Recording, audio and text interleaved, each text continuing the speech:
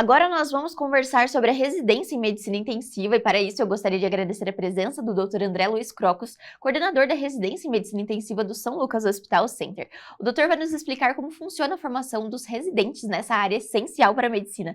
Dr. André, seja bem-vindo ao São Lucas 24 horas. Eu que agradeço a oportunidade. E hoje nós vamos falar sobre a residência em medicina intensiva e eu gostaria que o doutor começasse explicando pra gente, na verdade, o papel do médico intensivista. Então, quem é ele, o que faz, então, onde está esse médico, além da UTI também? O médico intensivista basicamente vai atuar dentro da UTI, né? É o médico responsável por cuidar do paciente crítico, né?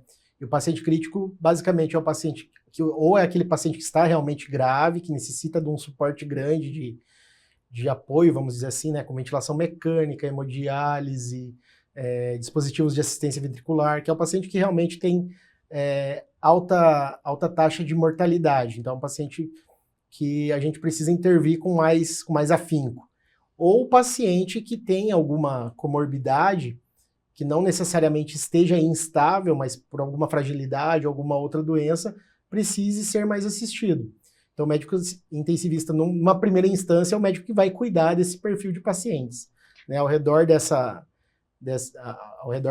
desse contexto, a gente faz outras funções, aí, às vezes até mais burocráticas, de gerência, de gestão, para manter a UTI funcionando de forma sadia, vamos dizer assim.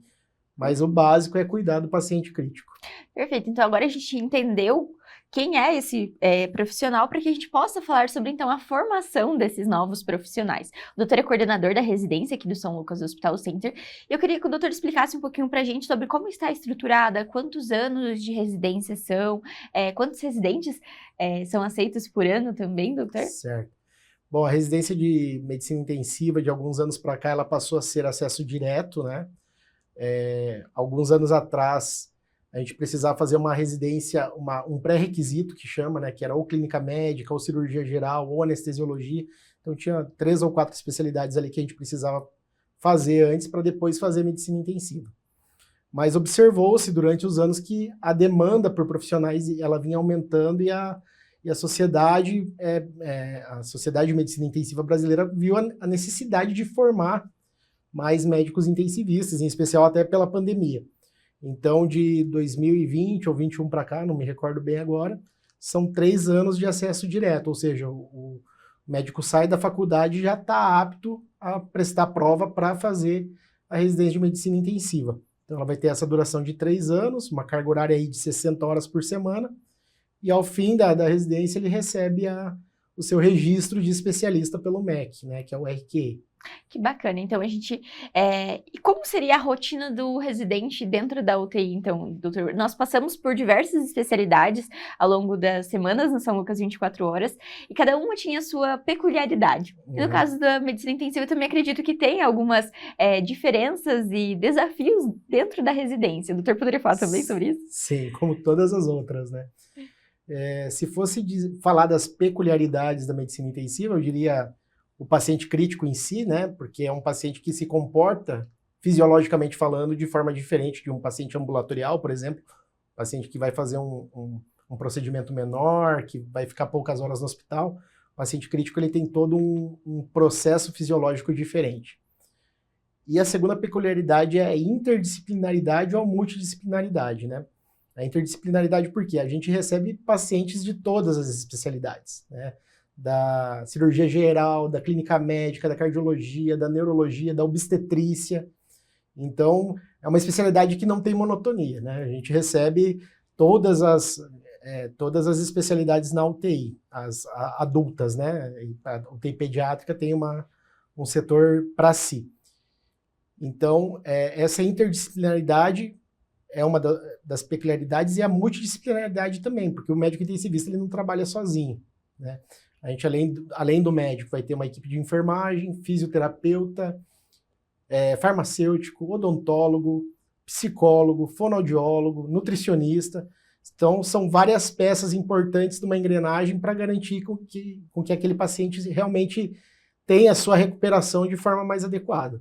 Certo. E o residente, ao longo, então, da formação, ele precisa aprimorar, porque, como a gente sempre fala, é o médico que está na prática dessa nova especialidade. Então, ele precisa ter esse cuidado e aprender também essas multidisciplinaridades também, né, doutor? Exatamente. Então, como é colocado isso para os residentes?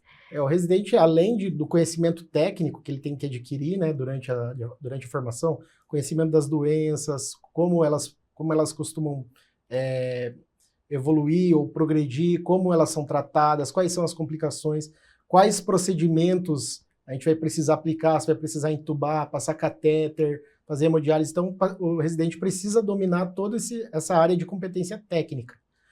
Por outro lado, tem que ser uma pessoa capaz de trabalhar em equipe também, porque é fundamental, como eu falei, a gente não trabalha sozinho, a gente depende um dos outros lá dentro. E isso que vai fazer toda a diferença numa UTI de alta performance. Certo, doutor. E essa questão dos conhecimentos técnicos, então, eles são divididos ao longo dos 3 anos, essa parte de teórica e prática, como seria? Sim, existe uma divisão didática, vamos dizer assim, mas eles são expostos o tempo todo, né, a isso, né? Mas existe sim até uma preconização do MEC de como dividir isso. Mas, como eu falei, ela é basicamente didática. Certo. Né? Mas a gente procura, no início, o residente, quando entra, ele vai fazer trabalhos um pouco mais burocráticos, né? Checar exames, marcar exames. Então, ele vai ficar nessa parte um pouco mais tranquila, vamos dizer assim. E conforme ele vai se inserindo e vai entendendo o funcionamento da UTI, ele vai cada vez recebendo responsabilidades maiores, justamente para já ser exposto a essa responsabilidade. Então, a gente vai aos poucos, gradativamente, conforme o residente também vai demonstrando que está adquirindo maturidade para aquilo, vai atribuindo responsabilidades cada vez maiores para que no final dos 3 anos ele consiga aí conduzir uma UTI sozinho. E quando a gente fala, doutor, sobre a questão da UTI, a gente tem muito aquele pensamento de que é um lugar muito delicado, um lugar muito intenso, de fato, como o próprio nome já diz, mas é de fato isso na profissão, no dia a dia da profissão? Como é a rotina, então, não só do residente, mas também do médico intensivista? Para a gente conseguir desmistificar, talvez, esses conceitos que grande parte da população tem também. Existe esse conceito da população geral, né, que a UTI é um lugar para pessoas que estão muito graves, que estão prestes a morrer, e sim, é um dos grupos um dos perfis de pacientes que a gente vai cuidar. Mas a UTI é um lugar de cuidados intensivos, né, onde basicamente a gente vai olhar para o paciente o tempo todo, né, o tempo todo o paciente será assistido. Isso serve para pacientes que estão realmente graves ou para pacientes que estão estáveis, mas que têm alguma condição, alguma fragilidade, alguma doença que possa instabilizar no período que o paciente está internado, né? Então, são pacientes que basicamente são assistidos o tempo todo. Então, é um lugar bastante delicado, mas é um lugar de ultra cuidado. Então, se há um lugar onde o paciente está muito assistido, é dentro da UTI, ele é o tempo todo assistido. Outra questão também que eu acredito que seja importante que poderíamos esclarecer é sobre a questão do tempo dentro da UTI, doutor. Porque acredito que no caso de uma intercorrência, precisa-se de uma agilidade e esse cuidado o residente também precisa aperfeiçoar ao longo da residência, certo? O doutor poderia falar um pouquinho sobre isso também? A questão de tempo para identificar e tratar. Isso, perfeito. Uhum. Isso é uma questão horizontal do residente, né? Ele precisa realmente estudar, né?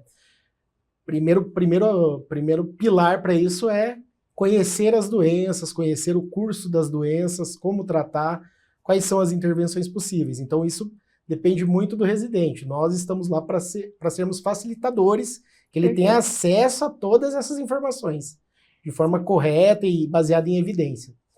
Segundo ponto que a gente aplica muitos protocolos, tudo muito protocolar. Então, a gente tem diversos protocolos para diversas doenças, para realmente garantir que essas informações sejam sintetizadas e aplicadas de forma assertiva e com tempo hábil.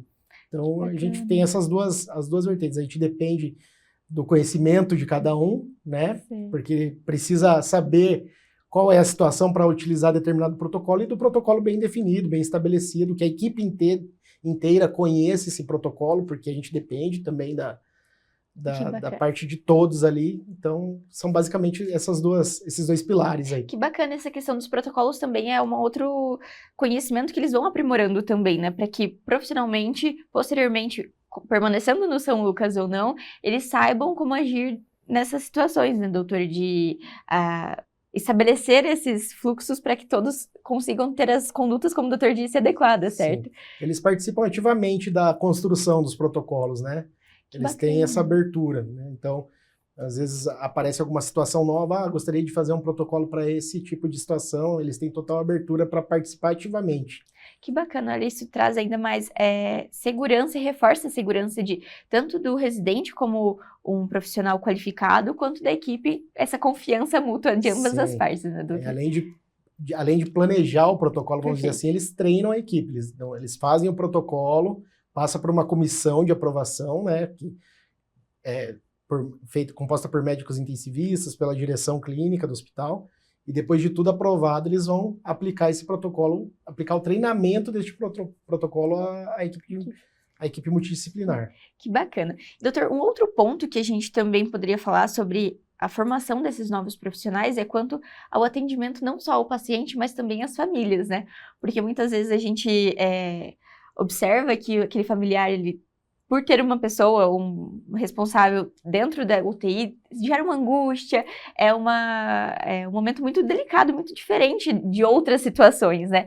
E como é esse treinamento e esse aperfeiçoamento do residente para ter contato com essa família, que seja com esse responsável pelo paciente? A família faz parte do paciente, né? Se o paciente estiver doente, a família, de certa forma, adoecer junto, as coisas ficam muito mais complicadas. Então, cabe a nós também garantir uma melhor experiência para a família, né? Ou garantir um pouco mais de conforto à família. E, basicamente, como que o residente vai ser treinado é por exposição, né? Não existe uma forma mais simples e prática de fazer isso do que fazer ele conversar com as famílias, claro, conversando com famílias mais tranquilas, depois pega pacientes mais graves, vai passar as notícias. E existem também protocolos para comunicação de más notícias. Tudo isso é bem fundamentado, mas vai depender da exposição. A experiência só vai se adquirir tendo a exposição. Que bacana. Então, é interessante essa questão de existir também protocolos para isso. Então, tudo é muito bem organizado, porque a gente está lidando, de fato, com a vida de uma pessoa, de um paciente, né, doutor? E pensando também nessa questão, o doutor comentou sobre a UTI pediátrica e ser locais separados, e é uma residência à parte também, né, doutor? Então, medicina intensiva geral para UTI geral, e existem essa outra residência, é isso? Isso. A medicina intensiva pediátrica, ela é uma subespecialidade da pediatria. Certo, que também é um paciente que é um mundo à parte, né? É outro contexto. Então, ela é uma subespecialidade da pediatria. Se o indivíduo quiser ser intensivista pediátrico, ele precisa fazer pediatria e depois fazer medicina intensiva pediátrica. E dentro da medicina intensiva, existem outras subespecialidades também que ele possa fazer após a primeira residência em medicina intensiva, doutor? É possível, sim, né? Você fazer uma formação complementar de alguma área de que você tenha mais interesse, né? Existe essa possibilidade, mas ela não é por si obrigatória, né? Você pode fazer por exemplo, você trabalha num hospital cardiológico, você pode fazer, sim, um segmento dentro de pacientes críticos na cardiologia.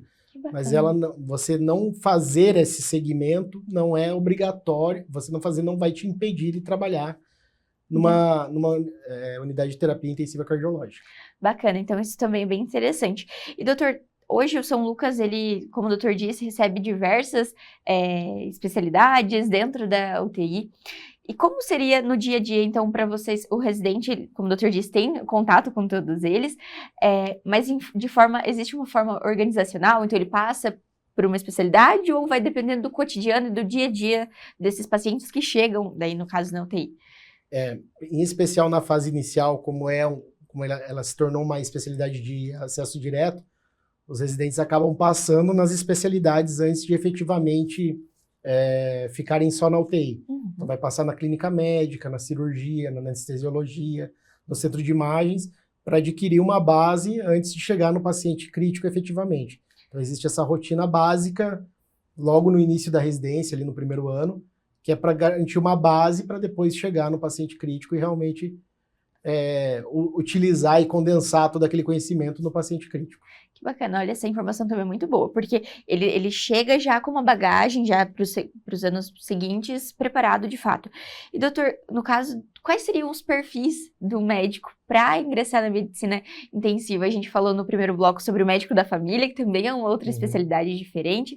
E eu gostaria que o doutor falasse um pouquinho, então, porque a gente está falando sobre os cuidados com o paciente crítico, e eu gostaria de saber se existe ou não, na hora de avaliar os currículos dos nossos médicos, alguns critérios que vocês utilizam. Basicamente, o que precisa é gostar de paciente crítico, né? Essa é a primeira, como eu falei, é um perfil de paciente muito peculiar, né? Então, você precisa gostar realmente de trabalhar com um paciente crítico. E a segunda característica que a gente considera importante é trabalhar em equipe, que são as duas peculiaridades que a gente conversou no início ali. São duas coisas que precisa realmente, se você não tem essa habilidade, você adquirir, que é cuidar do paciente crítico, gostar de paciente crítico, gostar de pacientes mais graves e trabalhar e ser dependente de uma equipe multidisciplinar. Olha, muito, muito bom, porque hoje a gente está falando bastante sobre a residência, para que de fato as pessoas conheçam e entendam quem é o profissional, e também para que aqueles acadêmicos que estão no período de graduação, se formando, possam já entender um pouquinho mais para qual caminho seguir, né, doutor? Hoje a gente fala também sobre um outro ponto muito interessante dentro da medicina intensiva, que eu fui buscar quando a gente foi falar, é sobre os cuidados, além a gente falou da família com o paciente, mas o pós. Então, esse paciente saiu da UTI geral, o que acontece com esse paciente? Vocês continuam os acompanhamentos? Passa para uma outra equipe? Como seria isso também, doutor? Existe sim essa preocupação, principalmente aí nos últimos 30 ou 40 anos, onde a gente começou a ter um aumento da sobrevida ao tempo de UTI, né? Então, as UTIs se modernizaram, foram ganhando mais expertise e os pacientes, obviamente, foram sobrevivendo mais, cada vez mais. Então, existe sim a preocupação de como esse paciente vai ficar na vida pós-UTI, né? Existem até algumas entidades clínicas que a gente chama de PICs, que é a Síndrome pós-UTI, que é uma preocupação que a gente tem, né? Que são alterações cognitivas, psicológicas, motoras que o paciente tem após a passagem pela UTI. Aqui a gente, basicamente, acaba devolvendo para as suas especialidades, né? Então, cada especialidade vai seguindo, mas existem sim equipes de cuidados pós-UTI. Que bacana, isso é bem interessante, porque justamente, como o doutor havia dito, muitas vezes as pessoas acham que vai para a UTI e é uma situação de últimos casos, mas não, existe uma vida após UTI e precisa desse acompanhamento. Outro detalhe que eu acho bacana a gente falar sobre durante a residência também, é que o São Lucas, ele sempre fala sobre inovação, tecnologia, e dentro da UTI isso também é muito presente, né, doutor? E como é esse preparo do residente em contato com as tecnologias que estão presentes na UTI e de forma geral dentro do hospital? Eu acho que dá para incluir naquela pergunta o que o residente precisa ter, né? Qual é o perfil? Acho que um deles é gostar de tecnologia, porque a tecnologia é um grande aliado do médico intensivista, né? Então, quanto mais modernos os monitores, o ventilador mecânico, né, os aparelhos de assistência ventricular, o aparelho de ultrassom, mais nos facilita entender o paciente naquele momento. E os residentes também têm acesso a esses equipamentos todos aqui, porque do ponto de vista pedagógico eles são excelentes, porque você consegue de forma objetiva mostrar para o residente o que está acontecendo no corpo desse paciente, por que a pressão dele está caindo, por que o coração dele está tão acelerado. Então a gente consegue mostrar de forma objetiva, então facilita. Até mesmo que o residente vá sair, vá para uma UTI que não tenha esses equipamentos ou essa tecnologia toda, ele vai ter absorvido aquelas informações fisiológicas e ele consegue, de certa forma, aplicar na prática depois. Então, a tecnologia ela é um parceiro para tratar e cuidar dos pacientes, é um parceiro para ensinar também. E os residentes acabam tendo acesso a todas elas. Isso que o doutor falou bem, muito bacana de fato também, interessante, porque não necessariamente esse residente ele vai ter as mesmas possibilidades ou os mesmos tratamentos em outros hospitais, mas esse conhecimento é algo que fica, né, doutor? É algo que não tira mais esse residente e está preparado para as outras, para o mercado de trabalho de fato, né, doutor? Exatamente. E falando sobre o mercado de trabalho do médico intensivista, doutor, poderia falar um pouco mais? O doutor comentou que a sociedade brasileira já percebeu que precisava formar novos médicos intensivistas, então como é hoje a realidade dessa especialidade? Ainda é uma especialidade que demanda muito, né? Então, ainda existe carência de médicos intensivistas. Isso também é um pouco reflexo da pandemia, porque abriram várias UTIs pelo Brasil e não teve o segmento proporcional na formação de profissionais. Então, é uma especialidade que ainda é muito necessária, existe muito essa demanda, precisa ainda de muitos profissionais, né? Hoje, normalmente nas UTIs, existem alguns intensivistas, mas boa parte dos plantonistas são médicos de outras especialidades que gostam de paciente crítico também, que acabam fazendo um plantão ou outro para ajudar ou para fazer uma renda extra, enfim. Então a gente ainda necessita de muitos profissionais, ainda existe espaço para muitos profissionais. Então eu já gostaria de aproveitar a oportunidade para a gente encerrar a nossa conversa, que o doutor deixasse então aquele conselho para aquele residente, para aquele acadêmico que está prestes a prestar a prova de residência, o que pretende para os próximos anos. Qual conselho o doutor daria, então, focado na medicina intensiva? Focado na medicina intensiva, estudo, trabalho em equipe, gostar de tecnologia e gostar de paciente crítico. É isso. É isso. Doutor, muito obrigada pela presença no São Lucas 24 Horas. É uma honra tê-la aqui conosco. Acredito que nós possamos passar muitos conhecimentos para o pessoal que está assistindo em casa e fica o convite para vir mais vezes. Eu que agradeço a oportunidade e se eu perder a vergonha eu venho mais vezes. Isso aí. Obrigada, doutor. O São Lucas 24 Horas de hoje fica por aqui, mas não deixe de acompanhar as redes sociais, o @FH São Lucas Cascavel, para ficar por dentro de todas as novidades. Espero você!